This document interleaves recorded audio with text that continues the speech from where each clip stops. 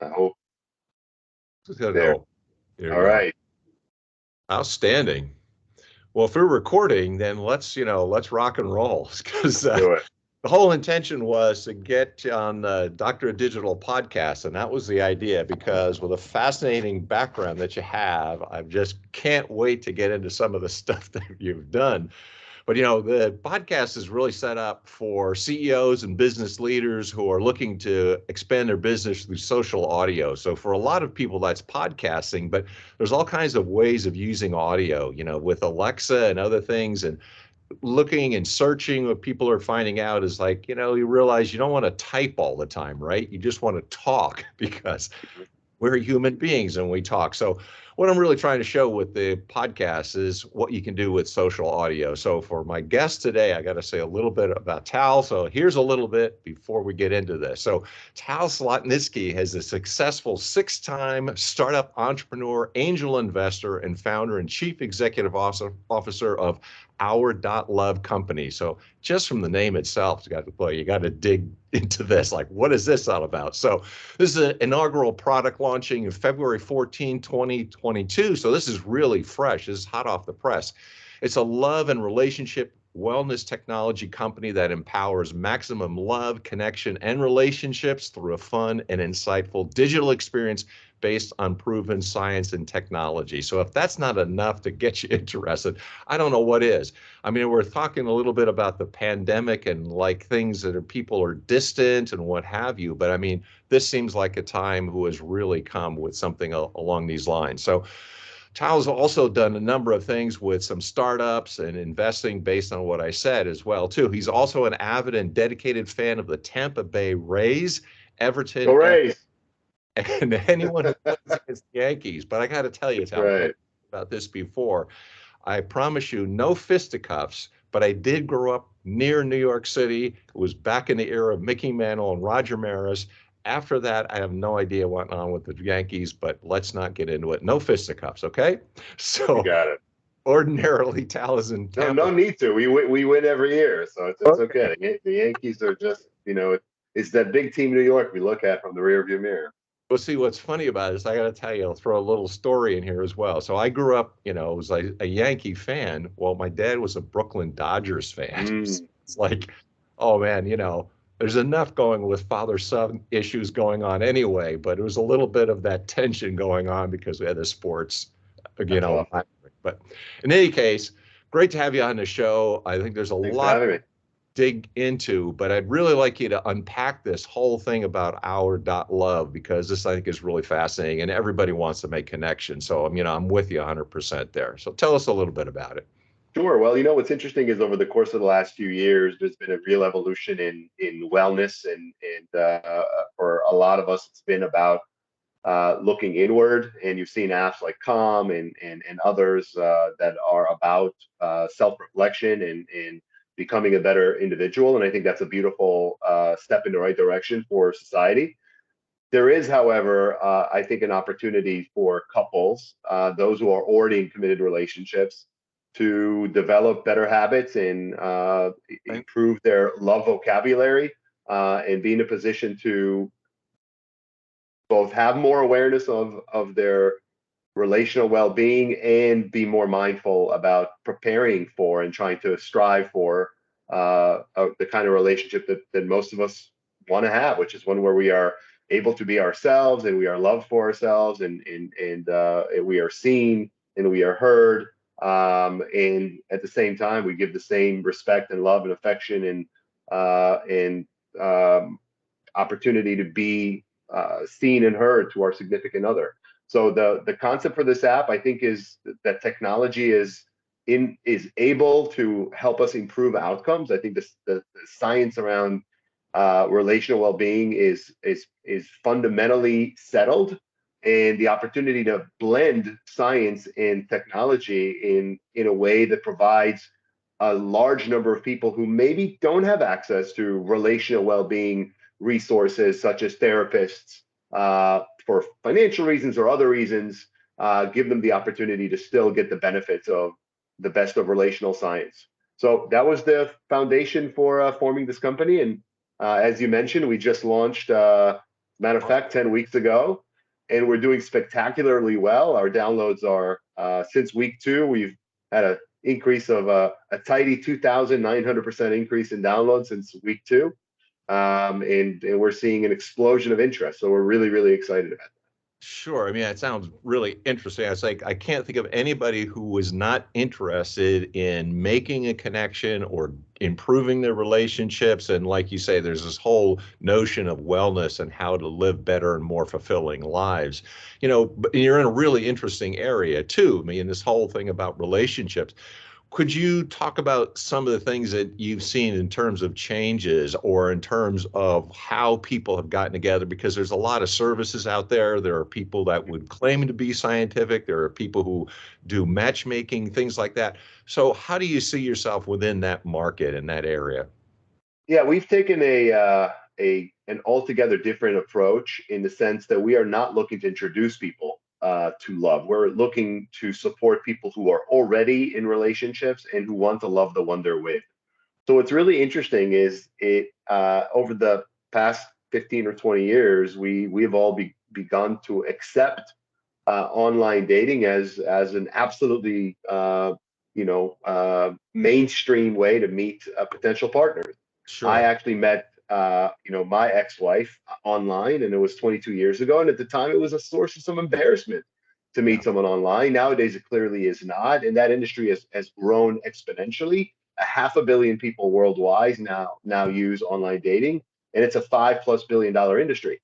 At the same time, there are many, many more of us at any given point who are already in a relationship. So statistically speaking, we're familiar with the 50% of marriages end in divorce statistic. And that is actually the case. However, at any given point, about 80% of us are coupled. We may not be married, although a significant number of us, actually well over 65%, are at any given point married. It may be marriage number 2 or marriage number 3 for some of us, but we are coupled and married. And so the fact is that many, many more of us are already in Yeah. relationships with someone that we love. And what we are lacking are support, resources, and tools to help us improve the love that we've got and make the most of it. And that is what we chose to focus on. I see. Yeah, yeah, very interesting because that's, the statistics. So I didn't know them offhand, but that's what it seemed like because that most people are somehow coupled in one way or another, right? So they've either had past relationships or in a relationship, they're looking for a relationship, but they are somehow coupled with another human being. So that really is the market, I would say. That's right. And I want to emphasize, and you're making an excellent point, which is that at any given point, those of us who aren't coupled are often actively seeking to be coupled. Mhm. And our app is actually not designed to exclude people who are not coupled or people who are coupled with a partner that may be reluctant to seek help. Our app starts out as a single user experience. You can immediately invite your partner if you'd like and have a shared experience, or you could have a solo experience where you have access to all our tools and resources and information and games that are designed to help you understand what it means to be a better partner in a relationship. And frankly, as you identify skills and areas of opportunity for you to improve, you will almost certainly also identify areas where either your current partner or the partner you intend to have, you'll identify the skills and areas of interest that are most important to you. So one of the objectives in the app is not to give everyone it's not a kitchen sink, everybody gets the same experience. The beauty of the app is that as you come in, we engage with you very quickly to try to understand where you are, what you're looking for, and then give you as much information as you need at a pace of your choosing Mhm. to help you identify which skills you need the most work on. Now, I want to emphasize that we are not just a boring therapeutic app. This is not all about navel gazing. I'm not to knock therapy. We think it's a really important component of our app and in general. However, what we've built is what we're calling the Coupleverse. It's a virtual relational home, and it's a fun space with fun things to do, not just relational well-being, active relational well-being things. Now, at the same time, I can tell you that we're using artificial intelligence and machine learning to apply as much benefit to your relationship from anything that you're doing in the app. So if you're choosing to update your mood in the app so that your partner can see that, or you choose to enter notes of appreciation, or you choose to buy your partner a virtual gift using love coins, which is our virtual currency in the app. Any one of the things that you do in the app is used to help us identify where you are and give you some recommendations on things you can do to improve your relationship. So if you unpack this just a little bit, because I mean, this whole thing, you just mentioned it. So it's science and technology and AI in there. And so on the one hand, you've got relationships, which is sort of like an emotional and relationship based. And then you got this sort of sciencey technology side. So how do you wed the two of those together? How does that come together? Yeah, what a great question, Mika. It was one of the significant learnings that I had to have when I began to explore the potential for starting this company, right? I was the CEO of I Control Data, my last startup, which is backed by Goldman Sachs, and a pretty big company now. But it was in a B2B, space where I wasn't feeling that I was impacting lives as much as I'd like. I was impacting my employees and maybe my customers, but not the general public. And I was going through some difficulties in my own personal life, and I ended up getting divorced. And it occurred to me as I was going through these things that the lack of application of technology towards supporting us in our efforts to love more and better doesn't make any sense, because in fact there are lots of things that are emotional. For example, weight loss is a deeply emotional, deeply personal issue, and we've seen apps like Noom or Weight Watchers, which is now known as WW, their app, have tremendous impact on people's lives, right? We've seen apps like Calm have tremendous impact on people's lives. The fact is, we're not trying to substitute for emotion. We're trying to supplement. We're trying to help people understand things that, quite frankly, without which you're sort of out there in the wilderness. Very few people know, as an example, and I can certainly, I'm a little embarrassed to admit that coming into this experience over the last year or so, I didn't know that there were basically 7 core love skills that you needed to be aware of and be skillful in order to experience your best love. Now that I know these things, I won't be able to forget them. It's now built into me. And our objective and our hope is that as people engage with the app, they're going to begin to identify patterns in their lives that have, in many cases, undermined their ability to experience their best love. If you don't mind, I can give you one quick example and a starting point. Yep. Curiosity is the #1 most important love skill. And if you asked 100 people what the most important love skill would be, my bet is less than 5% of them would say it's curiosity. A lot of people would say it's appreciation and romance and maybe sex or support, whatever. Very few people would say it's curiosity, even though in fact it is curiosity that is the most important love skill. And it is where we, by the way, recommend our users who come into the app begin their experience. The reason for that is that the biggest challenge we face in our romantic lives, and in many cases actually even outside of our romantic lives, even at the workplace, is that there are going to be moments where we are facing a challenge. We are facing conflict. When those moments happen, we have a choice. And most of us, unfortunately, not having a good background in relational well-being, we're not taught that in school, go to the wrong place. So here's where we could go when we're facing a challenge. The challenge could be that someone has brought to our attention something that they think we're doing that is wrong, or we shouldn't be doing it that way, right? Or whatever the objection is. Yep. What most of us do is we'll go to one of 3 places. We'll either get defensive, which means we'll start to explain or rationalize our behavior.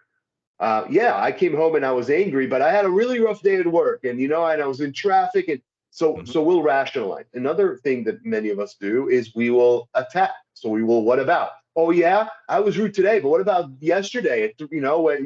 So we'll go to what about it. The third thing that many of us do is we'll shut down. Okay, so we'll go into a place, we'll go inward and essentially signal to our partner that no, I'm not interested in engaging with you. All 3 of these are completely self-defeating. None of these things, nobody will ever tell you that, oh yeah, I explained to my wife that I yelled because I was stuck in traffic. She said, oh, I get it. That's wonderful. Of course, I get it. You should yell at me more. Next time you're stuck in traffic, yell at me again. I mean, that doesn't happen. On the other hand, if we come into that experience from a place of curiosity, and as opposed to trying to explain our reasons, attack, or shut down, we ask our partner, tell me how you experienced me. How did that make you feel? What could I do so that you don't feel that way? We are, in effect, showing our partner that we're interested in their inner self. What is going on for you? Where do you feel it in your body? I mean, whatever the questions are, and there's lots of different ways to approach curiosity. But ultimately, from a place of, I am genuinely interested in you, and my objective is to understand my impact on you, even if it wasn't my intent to come across in a way that where I was loud, or I doesn't, at this point, let's not make it about me. Let's make it about you. That type of skill is fundamentally going to change your relationship. If you're capable of absorbing strictly that skill, nothing else in our app you even look at, but you have learned to use curiosity to your advantage, you will have a dramatically different relationship with your significant other than you do now. Now, there's lots of other skills that are wonderful and very impactful, but that's kind of the point. Most of us just don't know. Most of us just don't know. And we get the outcome that you get when you don't know, which is not that great. Yeah. Now I find this really fascinating. So I'm going to throw a little personal side of this into this for two reasons and 2 points. What you had said is absolutely the case. People are generally meeting online, and this is the way we've now accepted this. But I'll give you an example of my parents. My parents met at 4 years old, were together their entire lives, high school sweethearts, got married right out of high school. It's the good old days. It's a fairy tale. Well, that never happens anymore. So my parents were always together. And the thing is, people would think, oh, well, you've always been around each other, and that's what is the secret of the relationship. That wasn't it. I asked my mom one time, like, how did you and dad do it? Because they were phenomenal together. And to make the story even more pressing, they were together nearly all the time. Not only their lives, but their work lives were together. They had 2 offices. They both were in the same office together. They were together 365, I mean, constantly. So I asked my mom one day, I said, Mom, what's the secret of your relationship with dad? Here's what she told me. She says, we never run out of things to talk about. I'm like, how is that even possible? But see, I think what they saw is kind of what you're saying there. They were very curious about one another. And even though they were around each other all the time, they were really interested in each other's lives. And that was the secret. I think it's that curiosity, So, Yeah, I look, I think, I mean, I've been asked over, I've done about 50 podcasts over the last few months, and oftentimes people will, as is our tendency, will try to simplify and boil things down. Well, here's the beauty of this. Actually, it is pretty simple. The 7 words that we identify as the 7 skills are simple words. We're curiosity, support, vulnerability, accountability, appreciation, physical touch, right? These are not complex, concepts. It's how you execute and how you understand your partner's experience in each of these areas. I've said to folks that really, if you're able to master curiosity, you're a long way home. Accountability is really, really important. Frankly, it's a another area where many of us simply fail to understand that we can either be happy or try to essentially convince our partner that their reality is not reality. And that's a losing battle, right? I mean, I couldn't convince you right now, Mick, that you're looking at me and I have a green head. I could tell you that I do, but your eyes are telling you that I don't. The truth is that our experience of life is what we see, what we hear, what we smell, what we touch, if we're fortunate enough to have those senses. Our partner has the exact same senses, and what they see is what they see. You're not going to be able to tell them that their experience is wrong. You can simply tell them what you intended, what the impact, and accept the impact that you've had, and show appreciation. There's also the aspect of vulnerability, which many people don't understand, right? What is vulnerability? Vulnerability is being willing to share what you're afraid of. And that's a very, very uncomfortable thing for a lot of people, sure. especially men. And the fact is that when you're not able to share honestly what you're afraid of with the person that you love more than anyone else, or that in your relationship to be your support system, you are not your honest self. You're not the person, you're not yourself. And if you're not yourself, you're not likely to have the kind of experience that you're looking for out of your relationship. You won't feel close, you won't feel connected, because something about you is being held back from your significant other. And maybe the reason for that is that you don't trust your significant other to handle your innermost fears and anxieties with respect. And so we don't advocate starting with vulnerability. We think you start with curiosity, and you develop, you build yourself up to a place where vulnerability becomes way less scary, because you know that when you tell your partner that you're experiencing something a certain way, they're not going to try to tell you that you're crazy, or that you're not seeing it right, or that you're wrong, or here's why it is, or they're going to yell at you. No, they're going to be appreciative of the fact that you're sharing your feelings, and they're going to be curious about why you're feeling this way and how they can help you, and you're going to feel better. And what we're seeing, I mean, the early data is overwhelming. There's so much pain out there, so many people who are just beside themselves with sadness about how their relationship is not where they'd like it to be. Well, listen, you could do two things about that. You could sit on your hands and bemoan that your relationship isn't what it should be. Yeah. You can, bitch about your partner not doing it right. Oftentimes, that's at best a partial reflection of reality. Or get to work. Get to work. It doesn't take that much. It's not, we're not talking about hours and hours and hours. I mean, 3 to 5 minutes a day in our app will make an impact on your life, will make an impact on your relationship. Why not try it? That's kind of the mindset that we took into it. And we're excited to see that many people are taking us up on it. Mm-hmm. Yeah, absolutely. And that's what I can see, the attraction of this and the appeal of it, because like you say, it's not really therapy, but it's something that is relationship based, that is very therapeutic. I would say that, right? And it's a therapeutic about understanding relationships, which, as you mentioned earlier, it's like nobody teaches this stuff, right? Nobody, you never They get. should, but they don't. I don't know why we are not taught relational well-being and emotional. Our EQ is not nearly as good as it needs to be. There's a lot of attention in our society, about our IQ. And the truth of the matter is, people who are emotionally intelligent, substantially happier than people who are highly intellectual but not emotionally intelligent.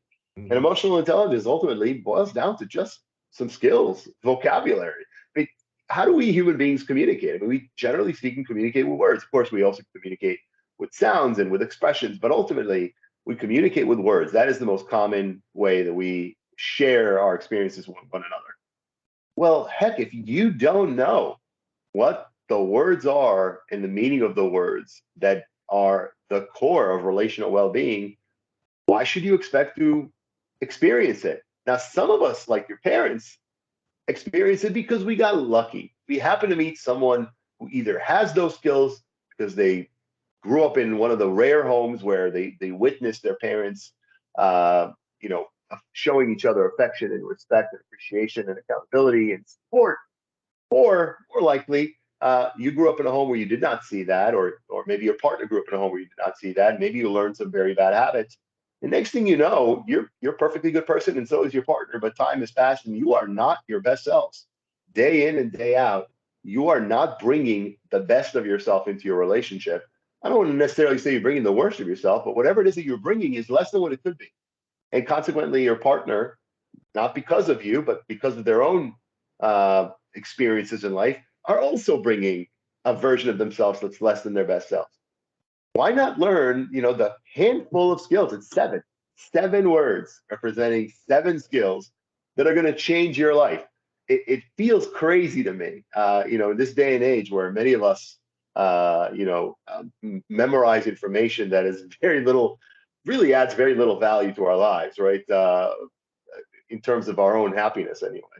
But don't take the time to learn the handful of skills that are going to drive such a fundamental difference in our experience of our significant other, of our relationship, and of ourselves.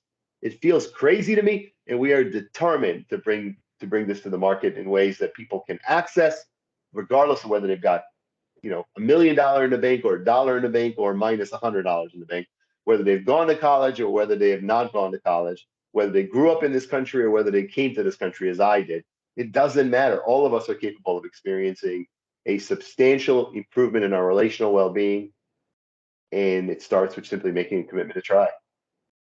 And I think what's the exciting part about it is that if you are happier in your relationship, which is the most significant thing in your life, that is definitely got to spill over into other things, other relationships, your work life, your career, your finances, and everything else, because we are built, as Aristotle said, we are a political animal, which means we're a social animal. I mean, that's what we are.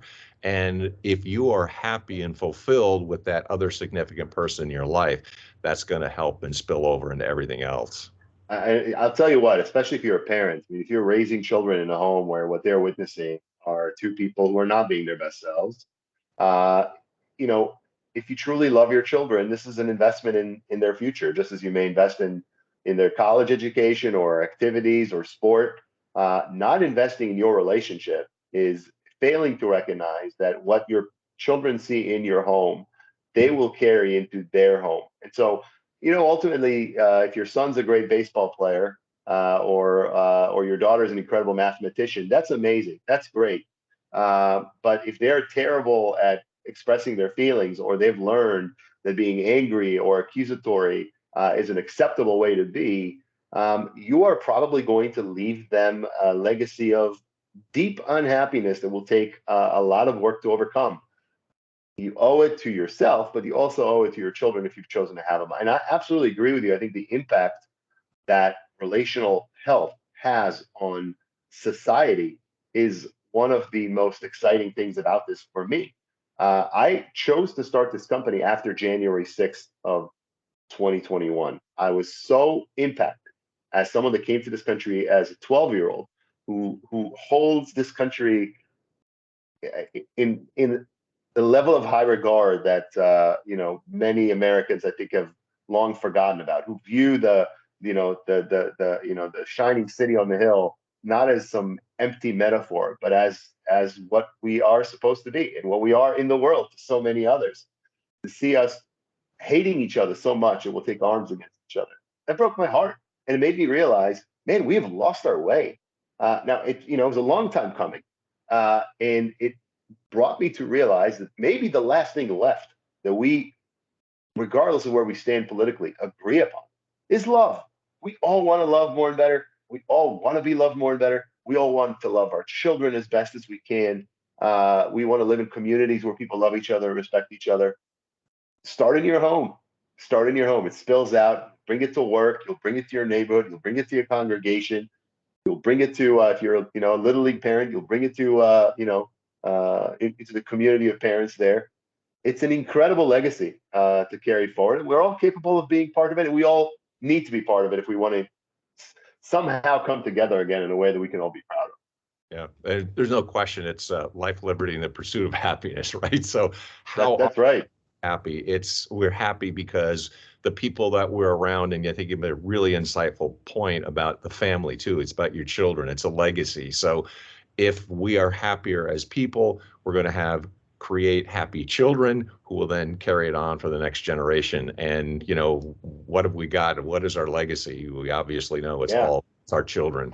Happy and skilled, right? I mean, we give our children skills all the time. We're always focused on how do we improve our daughter's SAT score, or our or our son's SAT score. We're very focused on giving our children the best opportunity, and oftentimes we recognize that it is about skills, and yet relational skills, for some reason, it'll be what it'll be. Well, guess what? You take that approach, you get the results that we get in our society, which is that in some states like Alabama, divorce rates are 65%. I mean, we are going in a direction where we're not going to recognize ourselves if we do at this point, 20 or 30 years from now. And I'm not here to, to make a political argument. I'm actually here to make a deeply, deeply personal argument to every one of us, which is you owe it to yourself to give yourself the best chance at happiness. Your partner and you each deserve respect, each regardless of what the past has been. You know what? If you're going to stay in a relationship, you should stay in it because you believe that you and your partner deserve happiness and respect together. Otherwise, don't stay. And if you're not going to give your children the opportunity to see how relationships are done properly, be prepared for them to experience a lot of upheaval in their lives as they grow up. Just be prepared for that. If you want to avoid that, get to work. It's as simple as that. Yeah, that's really awesome. I'm really find it thrilling, but to be honest, I mean, that's the word used. It's thrilling. So now, hopefully other people are as excited about this as you and I are. How do they get in touch with you? What would you recommend? So like, what would be the next step? So if people have heard and listening, what do they do? Well, I mean, you can go to the App Store, or either Android or iOS, and type in Our.Love, and you'll find our app, which you can download, and it's free. Obviously, we'd welcome subscriptions, but we have a lot of the vast majority of the app is now available for free, and you can get the benefits of the app immediately. You can go to our website, which is Our.Love, just www.our.love, where you can, there's a lot of resources there as well. You can reach out to me on my personal website, which is my name, talzlotnitsky.com.